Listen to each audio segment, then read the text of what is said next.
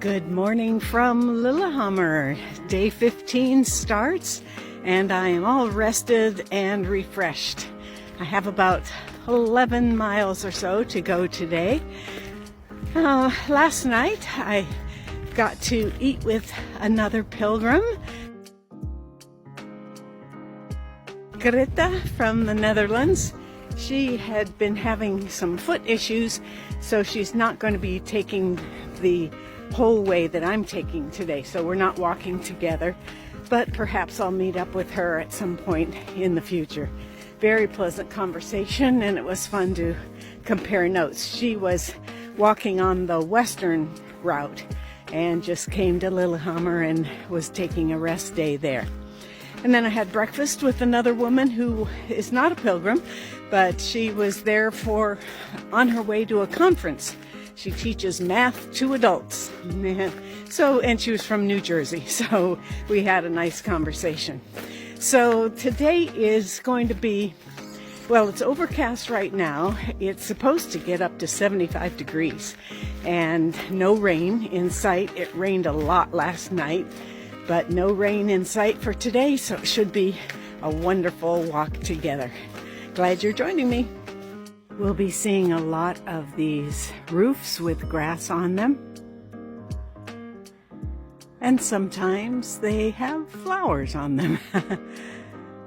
Really quite quaint. I think I'll have a little sit down and just check my map. Beautiful spot.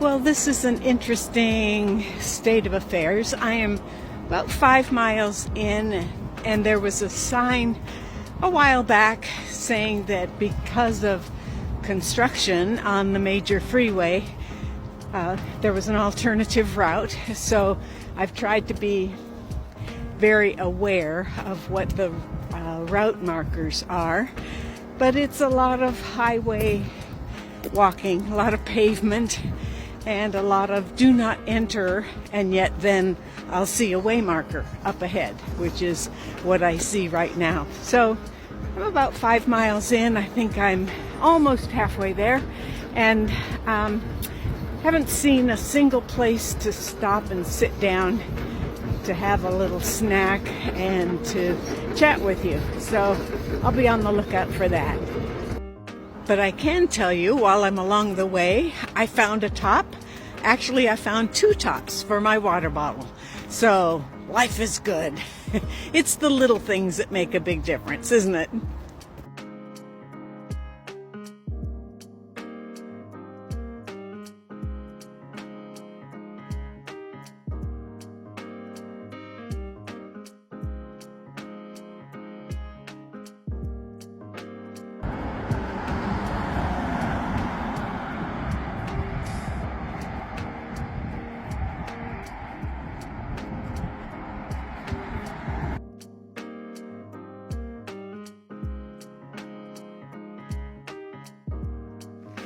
Well, that was a lovely stop. I just stopped. I'm just beginning an uphill climb, and I'm off the highway now, and noticed that there was a shelter up ahead.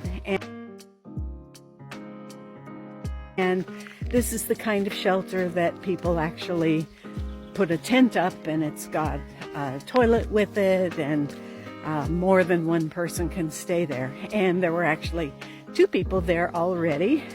One was practicing his cello, and I noticed that he had some kind of a pull cart that he, I'm sure, carried that on. And then the other person was Hannah, and she and I had a lovely conversation. And she knows Greta, who I had dinner with and chatted with in Lillehammer. She's from the Netherlands. So they had traveled together for a few days on the western route. So very nice stop.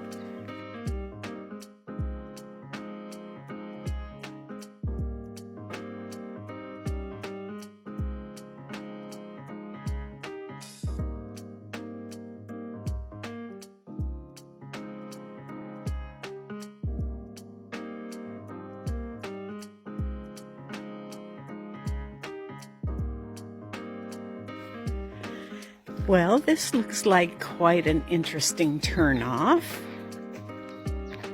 You've got your little pilgrim there and the way marker.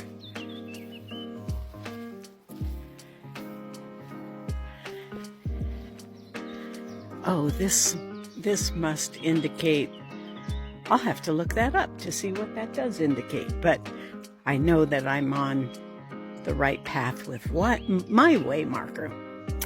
So, into the woods we go.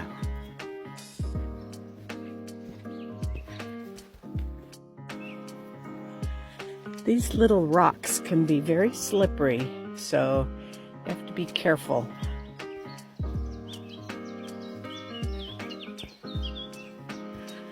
I think it's time for me to get my poles out.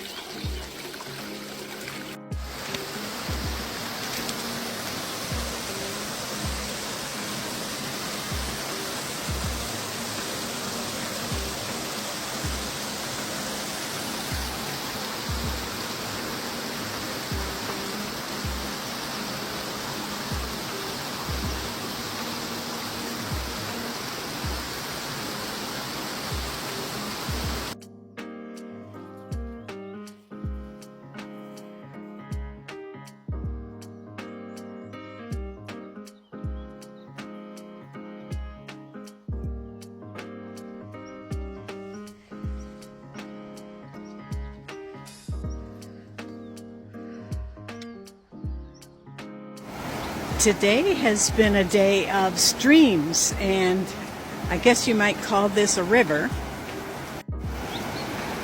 But I've got a nice bridge to cross here, a little gate, and then a way marker right there saying it's uphill time. So I thought I'd try something different. I'm in the middle of the woods here, and it's quiet all except for the birds and the stream in the background. And I had a couple of things to share with you. Yesterday at the art museum, I learned something that had always kind of eluded me. And that was, when you talk about the medieval period, I had no idea what years those were. And I learned that it was 1050 to 1550, right after the Viking Age and before the Reformation. So that's a period of 500 years. So then I was asking about Olaf and who was the king named Olaf. And it turns out there have been a number of King Olafs. The first one was in the Viking Age, and he was credited with beginning Christianization of Norway. And then King Olaf II, who's also known as Saint Olaf, is the patron saint of Norway. And then there's King Olaf III, who's known as Olaf the Peaceful. And he's credited with founding the city of Bergen. And that's where I'm going to end up my trip after I end up in Trondheim. So Saint Olaf he really fleshed out the move to Christianity, and he was buried at the cathedral in Trondheim, which then was called Nidaros, and the town was called Nidaros at the same time. And people started a pilgrimage there because miracles started to happen after he was buried there. And so he became a saint because of those miracles, and then pilgrimages started to the cathedral. But then when the Reformation happened in the 1500s, Christianity up to that point was Catholicism, and during the Reformation it became Protestant, and we don't do pilgrimages in the Protestant faith, and so they were forbidden, and until the 20th century, when the trail was reopened and people started this pilgrim path again. And it's really a credit to the Norwegian government that the path has been updated, and the support structure has been added with accommodations along the way and that sort of thing. So that's your history lesson for today. Let's keep going through the woods. I can see they've already started. It's getting to be that time of year. Time to harvest the marshmallows.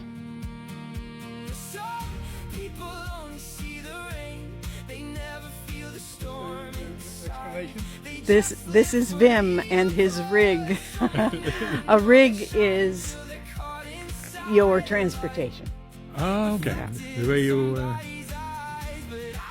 The way you get yourself around. Yeah. Yep. Okay. Yep. Nice. Well, what a refreshing break that was. So I was headed up this fairly steep hill, and at the top of the hill is this really nice camper and a man outside of it. And I thought, oh, I wonder if he's got a flat, or there was a little shed there. It didn't look like a gas station, so I was hoping he was all right. So as I came up, he came out to the side of the road and said, "Do you speak English?" I said, "Yes," and we had a conversation. Turns out his wife is walking solo. He has a bum knee, and so he drives the camper, and she catches up to him. And then they have a place to stay each night. So we had a really nice conversation. They've done the Camino together from the Netherlands. That's where he's from.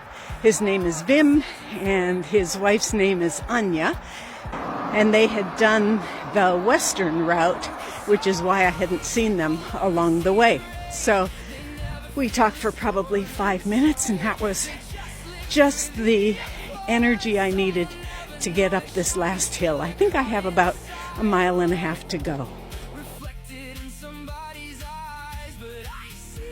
Well, I am at Nermo, which is my destination. I have no idea which building of these is mine, but I will let you know. It could be this hotel. We'll see. Well, it turns out it is the hotel, and I am in room 30.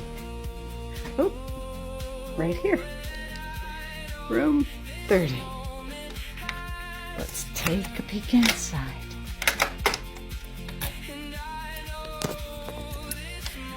Oh, nice.